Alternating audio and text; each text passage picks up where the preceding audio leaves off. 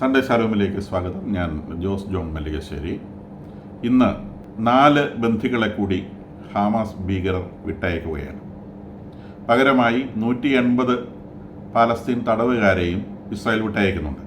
ഇത് ഈ ബന്ദിമോചനത്തിൻ്റെ 2ാമത്തെ സ്റ്റേജാണ്. അപ്പോൾ 4-4-8 മൊത്തം 33 പേരെയാണ് 7 ആഴ്ചകൾ കൊണ്ട് റിലീസ് ചെയ്യും എന്ന് പറയുന്നത്. അപ്പോൾ ബാക്കിയുള്ള ആഴ്ചകളിലൂടെ 26 പേര് കൂടി, 5 ആഴ്ച കൊണ്ട് 26 പേര് കൂടി പുറത്തു വരേണ്ടതുണ്ട്. പകരം 1000-ൽ പരം ബന്ദികളെ ഇസ്രായേലും മോചിപ്പിക്കാമെന്ന് നേരിട്ടുണ്ട്. ആ പ്രോസസ്സ് ഇങ്ങനെ നടന്നുകൊണ്ടിരിക്കുകയാണ്. ഗാസയിലേക്ക് ഗാസ നിവാസികൾ, പാലസ്തീനികൾ, അറബികൾ അവരുടെ വീടൊക്കെ ഇരുന്ന പ്രദേശങ്ങളിലേക്ക് തിരികെ എത്തുന്നുണ്ട്. ഇന്നത്തെ മലയാള മനോരമയിലൊക്കെ പത്രങ്ങളിലൊക്കെ ഫ്രണ്ട് ഫോട്ടോ തകർന്നടിഞ്ഞു കിടക്കുന്ന പാർപ്പിട സമുച്ചയങ്ങളുടെ മുൻപിൽ കൊടയുടെ ഷേപ്പിലുള്ള ടെൻറ്റുകൾ കെട്ടി ആളുകൾ താമസിക്കുന്നതാണ്.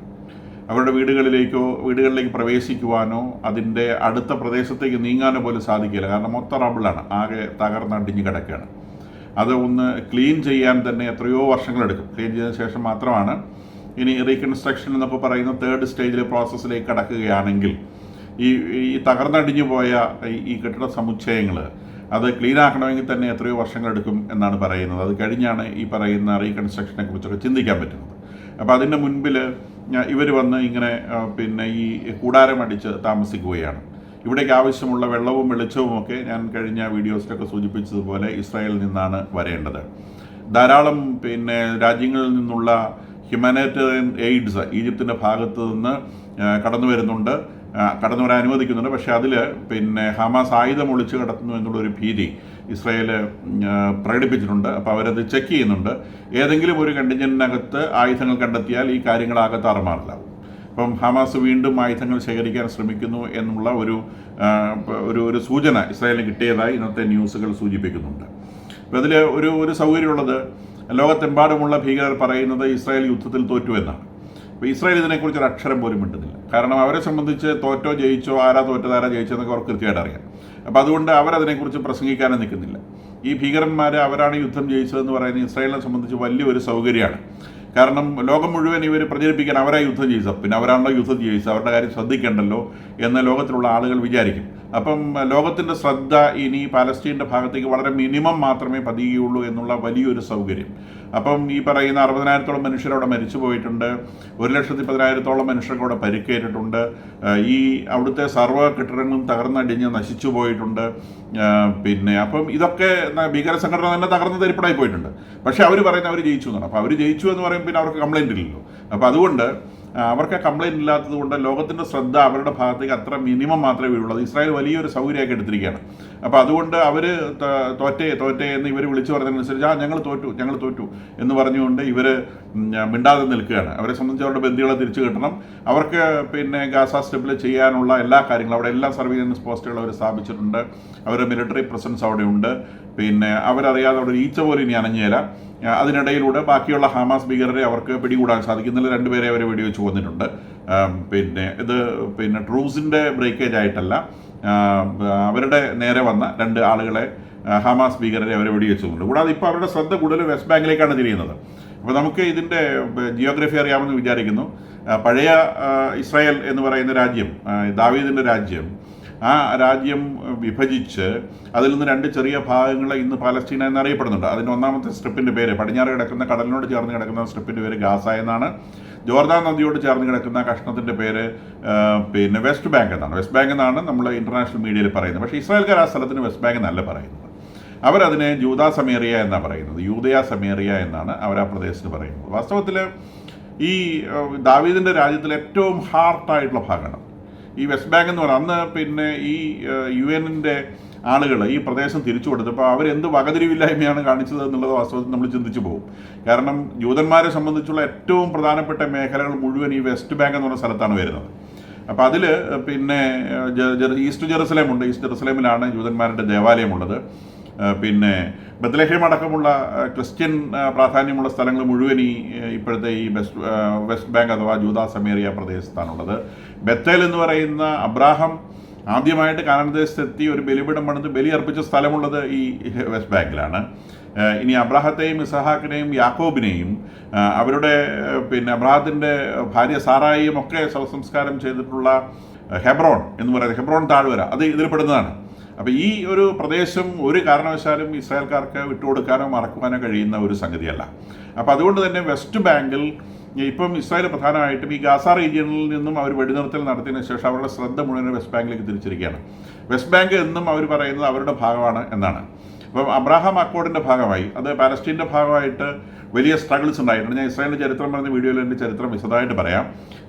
1990 അബ്രാഹാം അക്കോർഡ് എന്ന് പറയുന്ന ഒരു അബ്രാഹാം അക്കോർഡല്ല, ഓസ്ലോ കരാർ എന്ന് പറയുന്ന കരാറിൽ ഈ പാലസ്റ്റീൻ ലിബറേഷൻ ഓർഗനൈസേഷനും ഇസ്രായേലും അമേരിക്കയുടെ സാന്നിധ്യത്തിൽ ഈജിപ്തിൽ വെച്ച് എത്തിയ അക്കോർഡ് പ്രകാരം, സമാധാന കരാർ പ്രകാരം ഈ വെസ്റ്റ് ബാങ്ക് എന്ന് പറയുന്ന പ്രദേശത്തിൻ്റെ 20% പാലസ്റ്റീൻ അതോറിറ്റിയുടെ ഭരണത്തിലും, 18% പാലസ്റ്റീൻ അതോറിറ്റിയുടെ ഭരണത്തിലും, ബാക്കി 22% സിവിൽ കാര്യങ്ങൾ മാത്രം, അതായത് ഈ ഹോസ്പിറ്റൽ, സ്കൂൾ, അത്തരം കാര്യങ്ങൾ മാനേജ് ചെയ്യാനുള്ള അധികാരം മാത്രം പാലസ്തീൻ അതോറിറ്റിക്കും, ബാക്കിയുള്ള അതിൻ്റെ പോലീസിങ്ങും ബാക്കി എല്ലാ കാര്യങ്ങളും ഇസ്രായേലിനും ആയിട്ടും, ബാക്കി വരുന്ന 60% ലാൻഡ് പൂർണ്ണമായിട്ടും ഇസ്രായേലിൻ്റെ അധീനതയിലുമായിട്ടാണ് ആ കരാർ വിഷ്വലൈസ് ചെയ്യപ്പെട്ടിട്ടുള്ളത്. അപ്പോൾ അതിൽ പാലസ്തീനുകൾക്ക് അത് പതുക്കെ കൈമാറുമെന്നൊക്കെ സൂചനകളുണ്ടായിരുന്നുവെങ്കിലും അത് പിന്നീട് പാലസ്തീനുകൾ കൈമാറിയില്ല എന്ന് മാത്രമല്ല, ഇസ്രായേൽ അത് കൂടുതൽ കൈയടക്കാൻ ശ്രമിക്കുകയാണ് ചെയ്തിട്ടുള്ളത്. അപ്പോൾ അതിൽ ഞാൻ കഴിഞ്ഞ വീഡിയോയിൽ സൂചിപ്പിച്ചതുപോലെ അതിൻ്റെ എല്ലാ പ്രദേശങ്ങളിലും ഇസ്രായേൽക്കാരെ ഒരു സീഡിങ് പോലെ അതിൻ്റെ സർവ്വ പ്രദേശങ്ങളിലും അവർ ചെതറി ഇസ്രായേൽ സെറ്റിൽമെൻറ്റുകൾ ഉണ്ടാക്കി. വെസ്റ്റ് ബാങ്കിൻ്റെ അതിൻ്റെ എല്ലാ ഭാഗത്തും ഇസ്രായേലിൻ്റെ സെറ്റിൽമെൻറ്റ് ഉണ്ടാക്കി.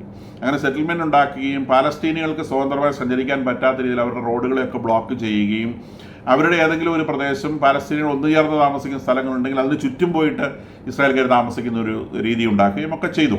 അപ്പോൾ നമ്മൾ പറയുമ്പം ഇത് മനുഷ്യത്വ വിരുദ്ധമാണ് എന്നൊക്കെ നമുക്ക് ചിലപ്പോൾ തോന്നിയേക്കാം. പക്ഷേ അതിൽ അവർക്ക് ജൂതന്മാരുടെ റൈറ്റ് ഉണ്ട്. അവർ പറയുന്ന ഈ പ്രദേശം, ഈ വെസ്റ്റ് ബാങ്ക് എന്ന് പറയുന്ന പ്രദേശം that is an integral part of Israel, അതൊരു തരത്തിലും വിട്ടുകൊടുക്കാൻ സാധിക്കില്ല എന്നുള്ളതാണ് എക്കാലത്തെയും അവരുടെ നിലപാട്. അപ്പോൾ അത് ഈ നിലപാടിന് കൂടുതൽ വളം വെച്ച് കൊടുക്കാൻ പറ്റിയ തരത്തിലുള്ള പെരുമാറ്റങ്ങളാണ് എല്ലാ കാലത്തും അറബികളുടെ ഭാഗത്തുനിന്നുണ്ടായിട്ടുള്ളത്. കാരണം 1948 ഈ ഭൂപ്രദേശം വേർതിരിച്ചു കൊടുത്ത സമയത്ത് അത് ആ കിട്ടിയ സമയത്ത് തന്നെ അവിടെ രാജ്യം സ്ഥാപിക്കാൻ ശ്രമിക്കാതെ ആ കിട്ടിയ പ്രദേശത്തിൻ്റെ ഒരു ഭാഗം ജോർദാനും മറുഭാഗം ഈജിപ്തും വീതിച്ചെടുക്കുകയാണ് ചെയ്തത്, അവരുടെ രാജ്യങ്ങളോട് ചേർത്തെടുത്തു. അപ്പം ഐഡൻറ്റിറ്റി ഇല്ലാത്ത രണ്ട് പ്രദേശങ്ങൾ, അത് ജോർദാൻ അവരുടെ ഭൂവിഭാഗത്തോടും കുറേ ഭാഗം ഈജിപ്ത് അവരുടെ ഭൂവിഭാഗത്തോടും ചേർത്തു. അത് പിന്നീട് 67 യുദ്ധത്തിൽ ഇസ്രായേൽ ആ ഭൂപ്രദേശങ്ങൾ തിരിച്ചു പിടിച്ചെടുത്തു. അപ്പോൾ തിരിച്ചു പിടിച്ചെടുത്തപ്പോൾ ആ ഭൂപ്രദേശങ്ങൾക്ക് ഐഡൻറ്റിറ്റി ഇല്ലാതെ പോയി. 48 ആ ഭൂപ്രദേശം ഒരു രാജ്യമായിട്ട് വന്നിരുന്നെങ്കിൽ അതിനൊരു ഐഡൻറ്റിറ്റി ഉണ്ടാകുമായിരുന്നു. ജോർദാനും ഈജിപ്തും കയ്യേറിയെടുത്ത സ്ഥലം, ആ കയ്യേറിയെടുത്ത സ്ഥലം ഇസ്രായേൽ തിരിച്ചു പിടിച്ചു വാങ്ങുകയാണ് ചെയ്തത്. അപ്പോൾ തിരിച്ചു പിടിച്ചു വാങ്ങിയപ്പം ആ പ്രദേശങ്ങൾക്ക് ഇസ്രായേൽ പിടിച്ചെടുത്ത ഒരു ഭൂപ്രദേശം എന്നൊരു ഐഡൻറ്റിറ്റി മാത്രമേ അതിനുള്ളൂ, അല്ലാതെ അതിനൊരു രാജ്യത്തിൻ്റെ ഐഡൻറ്റിറ്റി അവർ ഉണ്ടാക്കിയില്ല. അപ്പോൾ അതിനിടയിലൂടെ അവർ പിന്നീട് പലസ്തീന എന്ന് പറഞ്ഞ് നിലവിളിച്ചാലും ഒരു കാലത്തും പലസ്തീന എന്ന് പറഞ്ഞൊരു രാജ്യം അവിടെ ഉണ്ടാക്കാനോ ഒരു ഇൻ്റർനാഷണൽ ഫോറത്തിൽ അവർക്കൊരു ഐഡൻറ്റിറ്റി ഉണ്ടാക്കിയെടുക്കുവാനോ അല്ലെ UN മെമ്പർഷിപ്പ് ഉണ്ടാക്കിയെടുക്കാനോ ഒന്നും അവർക്ക് സാധിച്ചില്ല. 48 ഈ സ്വാതന്ത്ര്യം കിട്ടിയ സമയത്ത്, അല്ലെങ്കിൽ രണ്ട് ലാൻഡായിട്ട് വേർതിരിച്ച സമയത്ത് അവരത് വേറെ വേറെ ആക്കി എടുത്തിരുന്നുവെങ്കിൽ നിശ്ചയമായും അത് അവരുടേതായിട്ട് നിലനിൽക്കുമായിരുന്നു. അപ്പം അങ്ങനെ ഒരു ഒരു ഒരു ഒരു ഒരു മൂവ് ഉണ്ടാവാതെ വാസ്തവത്തിൽ അറബികൾ തന്നെയാണ് ഇസ്രായേൽക്കാർക്ക് ഇത് വളം വെച്ചു കൊടുത്തത്.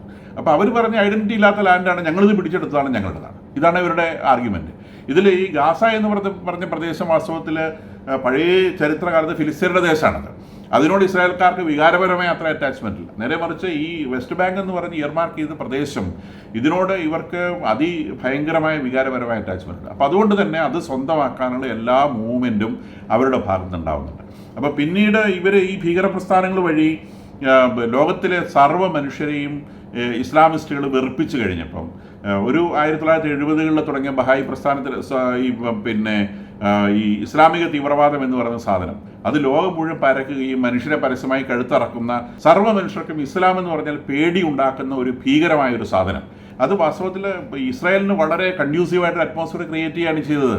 ആളുകളുടെ മനസ്സിന് ഒരു തരത്തിൽ ചേഞ്ച് ചെയ്യാൻ പറ്റില്ല. കാരണം അത് കൂടുതൽ ഉറപ്പിക്കുന്ന തരത്തിലാണ് ഈ തീവ്ര ഇസ്ലാമിക സംഘടനകളൊക്കെ ലോകത്തെമ്പാടും പെരുമാറിക്കൊണ്ടിരിക്കുന്നത്. അപ്പം ഇസ്രായേൽ കാണിക്കുന്ന ഇതിനകത്ത് മുഴുവൻ മനുഷ്യത്വപരമായ പ്രവർത്തനമാണെന്ന് ആർക്കും പറയാൻ കഴിയില്ല. പക്ഷേ അവരുടെ ഭാഗത്താണ് മനുഷ്യർ നിൽക്കുന്നത്. ഈ വെസ്റ്റ് ബാങ്ക് റീജിയണിൽ ഇപ്പം 7 ലക്ഷം ജ്യൂസ് താമസമാണ്. ഞാൻ കഴിഞ്ഞ വീഡിയോയിൽ 70,000 തെറ്റിച്ച് പറഞ്ഞിരുന്നു, 7 ലക്ഷം ജ്യൂസ് ആ റീജിയനിൽ ചെതറി ജീവിക്കുന്നുണ്ട്. 7 ലക്ഷത്തിൽ 2.2 ലക്ഷവും ജീവിക്കുന്നത് ഈസ്റ്റ് ജെറുസലേമിലാണ്. ബാക്കിയുള്ളതാണ് പിന്നെ ഒരു 48 ലക്ഷമാണ് ബാക്കി ഈ വെസ്റ്റ് ബാങ്കിൽ മൊത്തം ഇങ്ങനെ ചെതറി ജീവിക്കുന്നത്. അപ്പോൾ അവിടേക്ക് ജ്യൂസിന് പോകാൻ വേണ്ടിയുള്ള എല്ലാ സൗകര്യവും ഗവൺമെൻറ് ചെയ്ത് കൊടുക്കുന്നുണ്ട്. അവിടെ താമസ സൗകര്യങ്ങൾ ഒരുക്കി കൊടുക്കും, അതൊക്കെ ഫ്രീ ആണ്. അവിടെയുള്ളവർക്ക് പിന്നെ പട്ടാളത്തിൽ കോൺസ്ക്രിപ്ഷൻ ചെയ്യേണ്ടതില്ല. അവർക്ക് അവിടുത്തെ ലോക്കൽ പട്ടാളം അവിടെ ചേരുന്നവരൊക്കെ അവിടുത്തെ പട്ടാളക്കാരായിട്ടാണ് പരിഗണിക്കുന്നത്. അപ്പോൾ ആ പ്രദേശത്തെ സംരക്ഷിക്കുക എന്നുള്ള ജോലി അപ്പോൾ ഗവൺമെൻറ് ഭാഗത്ത് 100% സഹകരണത്തോടു കൂടി ഇവരവിടെ ജീവിക്കുകയും അവിടെയുള്ള അറബുകളെ പുറത്ത് ചാടിക്കുക എന്നുള്ള ശ്രമം തന്നെയാണ് അവർ നടത്തുന്നത്. ആ പ്രദേശം ശരിയാക്കാൻ വേണ്ടി അറബ്സിനെ അവിടുന്ന് പുകച്ച് പുറത്ത് ചാടിക്കുക എന്നുള്ളൊരു രീതിയാണ് അവർ ചെയ്യുന്നത്. അപ്പോൾ അതിനവർ കണ്ടെത്തിയിട്ടുള്ള ന്യായം എന്ന് പറയുന്നത് 1948 ഇസ്രായേൽ എന്ന രാജ്യം രൂപീകരിക്കപ്പെട്ട സമയത്ത് അറബ് രാജ്യങ്ങളിൽ നിന്ന് യഹൂദരെ അവരുടെ മുഴുവൻ സ്വത്തുക്കളും പിടിച്ചു പറിച്ചെടുത്ത് അവരെ അഭയാർത്ഥികളായിട്ട് ചവിട്ടി പുറത്തേക്കാക്കിയിട്ടുണ്ട്. അങ്ങനെ ഇസ്രായേലിലേക്ക് എത്തിയ അവരുടെ സ്വത്തുകൾ മുഴുവൻ അവർ നൂറ്റാണ്ടുകൾ തന്നെ സഹസ്രാബ്ദങ്ങളായിട്ട് ഉണ്ടാക്കി കൂട്ടിയ സ്വത്തുക്കൾ, വലിയ സ്വത്തുക്കളാണ്. ഇവരെല്ലാം ഭയങ്കര റിച്ചായിരുന്നു. ഈ റിച്ചായിട്ടുള്ള ആളുകളുടെ സ്വത്തുക്കൾ മുഴുവൻ പിടിച്ചു പറിച്ചെടുത്തിട്ട് അവരെ പുറത്താക്കി വന്നത് 10 ലക്ഷം യൂതന്മാരാണ്. അപ്പോൾ 10 ലക്ഷം യൂതന്മാരുടെ സ്വത്തുക്കൾ ചെതറിക്കിടക്കുന്നത്, ഈ 10 ലക്ഷത്തിനകത്ത് 8 ലക്ഷം ആണ് അറബ് രാജ്യങ്ങളിൽ നിന്ന് വന്നത്. ആ 8 ലക്ഷത്തിൽ 20% ഇറാഖിൽ നിന്നാണ് വന്നത്. പിന്നെ 10% വന്നത് ഈജിപ്തിൽ നിന്നാണ്. 10% വന്നത് യമനിൽ നിന്നാണ്. ബാക്കിയുള്ള 60% വന്നത് നോർത്ത് ആഫ്രിക്കൻ രാജ്യങ്ങളിൽ നിന്നാണ്. നോർത്ത് ആഫ്രിക്കൻ രാജ്യങ്ങളിൽ അറബ് രാജ്യങ്ങളെന്ന് വിളിക്കുന്നത് Algeria, Libya, Morocco and Tunisia, ഈ പ്രദേശങ്ങളിൽ നിന്നാണ്. അപ്പം ഈ 8 ലക്ഷം യൂതന്മാരുടെ ഭീമമായ സമ്പത്ത് മുഴുവൻ പിടിച്ചു പറിച്ചെടുത്ത ശേഷം അവരെ ആ രാജ്യങ്ങളിൽ നിന്ന് ചവിട്ടി പുറത്താക്കി വെറും ഉടുതുണിക്ക് മറുതുണിയുമായിട്ട് അവിടുന്ന് കുഞ്ഞുങ്ങളെയും വാരിക്കെട്ടി ഓടി രക്ഷപ്പെട്ട് അവർക്ക് 1948 ഇസ്രായേൽ എന്ന പ്രദേശത്തേക്ക് പോരേണ്ടി വന്നു. കൂടാതെ 2 ലക്ഷം ജ്യൂസ് ടർക്കിയിൽ നിന്നും ഇറാനിൽ നിന്നും ഇതുപോലെ തന്നെ ചവിട്ടി പുറത്താക്കപ്പെട്ടു. അങ്ങനെ 10 ലക്ഷം ജ്യൂസ് അവരുടെ സർവ്വസമ്പത്തുകളും മുസ്ലിം രാജ്യങ്ങളിൽ ഉപേക്ഷിച്ച് അവർക്ക് ഈ ഇസ്രായേലിലേക്ക് തിരിച്ചെത്തേണ്ടി. അപ്പോൾ അവർ പറയുന്നത് ഞങ്ങൾ പോകുന്ന രാജ്യങ്ങളിൽ നിങ്ങൾ പോയി താമസിക്കും, ഞങ്ങളുടെ സ്വത്തുക്കൾ മുഴുവൻ അവർ പിടിച്ചു പറിച്ചെടുത്തതാണ്. അപ്പോൾ അതുകൊണ്ട് ആ സ്വത്തുക്കൾ നിങ്ങളിപ്പോൾ ഇവിടെ നിന്ന് നിങ്ങളുടെ പ്രോപ്പർട്ടി ഞങ്ങൾ വില തരാം, നിങ്ങൾ വില തന്നിട്ട് വിലയും വാങ്ങി പോയിക്കോളൂ, നിങ്ങൾ അവിടെ പോയി താമസിക്കും. ഇതാണ് ഇവരുടെ ആർഗ്യുമെൻറ്റ്. അപ്പോൾ ഈ ആർഗ്യുമെൻറ്റ് ഇപ്പം വിജയിക്കുന്നില്ല എന്ന് കണ്ടതുകൊണ്ടാണ് ഇപ്പോൾ ഇവർ ഇന്തോനേഷ്യയുടെ അടുത്ത് ഒരു ദ്വീപ് വാങ്ങിയിട്ട് ഇപ്പം ഈ ഗാസ റീജിയനിൽ നിന്ന്, ഞാൻ കഴിഞ്ഞ ഒരു വീഡിയോയിൽ അത് വിശദീകരിച്ചിരുന്നു, ഗാസ റീജിയനിൽ ഉണ്ടായിരുന്ന മൊത്തം 23 ലക്ഷം അറബ്സ്, കൃത്യമായ എണ്ണങ്ങളൊന്നും ആരുടെ കാര്യത്തിലും ഇല്ല, ഇതൊക്കെ അമേരിക്ക പറയുന്ന എണ്ണങ്ങളാണ്. 23 ലക്ഷം ജ്യൂസിൽ നിന്ന് 4 ലക്ഷം ജ്യൂസ് ഇപ്പം ഗാസയിൽ നിന്ന് പുറത്തേക്ക് രക്ഷപ്പെട്ടിട്ടുണ്ട് ഈ യുദ്ധത്തിൻ്റെ ഭാഗമായിട്ട്. ഈ പുറത്തേക്ക് പോയ ഒരു പാലസ്തീൻകാരനും തിരിച്ചു വരാൻ അവർ സമ്മതിക്കില്ല. കാരണം കടലിൻ്റെയും എയറിൻ്റെയും മുഴുവൻ പിന്നെ കൺട്രോൾ ഇരിക്കുന്നത് ഇസ്രായേലിൻ്റെ കയ്യിലാണ്. ഈ മണ്ണിന് ചുറ്റും, ഈ ഗാസ എന്ന് പറഞ്ഞാൽ ചുറ്റും ഇസ്രായേലാണ്. ഇതിനകത്തേക്ക് ഒരു ഈച്ച കടക്കണ ഇസ്രായേലിൻ്റെ പെർമിഷൻ ഇല്ലാതെ കടക്കാൻ പറ്റില്ല. അപ്പോൾ ഈ പുറത്ത് പോയ ഒരാളും തിരിച്ചകത്തോട്ട് കയറില്ല. അപ്പോൾ അവരെ പാർപ്പിക്കാൻ വേണ്ടി ഇന്തോനേഷ്യയുടെ അടുത്തൊരു ദ്വീപ് സമുച്ചയം, മറ്റു രാജ്യങ്ങൾ അവരെ അഭയാർത്ഥികളായിട്ടാണ് കാണുന്നത്, അവർക്ക് അവരെ എപ്പോഴും ചവിട്ടി പുറത്താക്കാം. അപ്പോൾ അവർ പിന്നെ പ്രധാനമായിട്ടുള്ളത് സിറിയയിൽ, ലെബനോണിൽ, ഈജിപ്തിൽ ഒക്കെയാണ് അവരിപ്പോൾ ഉള്ളത്. ആ രാജ്യങ്ങളിൽ നിന്ന് ഇവരെ ചവിട്ടി പുറത്താക്കും. ഇവരെ കപ്പലെ കയറി കൊണ്ടുപോയിട്ട് ആ ദ്വീപിൽ കൊണ്ട് തട്ടും. ആ ദ്വീപിൽ കൊണ്ട് തട്ടി കഴിയുമ്പം അവർക്ക് അവിടെ ജീവിക്കാനുള്ള സൗകര്യങ്ങൾ ലഭിക്കും, അവരുടെ സുഖമായിട്ട് ജീവിക്കും. അവരുടെ സുഖമായിട്ട് ജീവിക്കുന്നത് കണ്ടുകൊണ്ട് ഇവിടെ നിന്നുള്ള ആളുകൾ, ഇവിടെ വരുന്ന ബാക്കി പാലസ്തീനുകൾ അങ്ങോട്ട് ഒഴിഞ്ഞു പോയിക്കൊള്ളും എന്നുള്ളതാണ് ഇപ്പോൾ അമേരിക്കയും ഇസ്രായേലും കൂടി കണ്ടെത്തിയിട്ടുള്ള പ്ലാൻ എന്നാണ് പറയപ്പെടുന്നത്. അപ്പോൾ ആരെയും കൊന്നുകളയാനല്ല, അവർക്ക് കുറച്ചുകൂടെ മെച്ചപ്പെട്ട ജീവിത സാഹചര്യങ്ങൾ ലഭിക്കുന്ന വേറൊരു പ്രദേശത്തേക്ക് ഒഴിഞ്ഞു പോകുന്നു.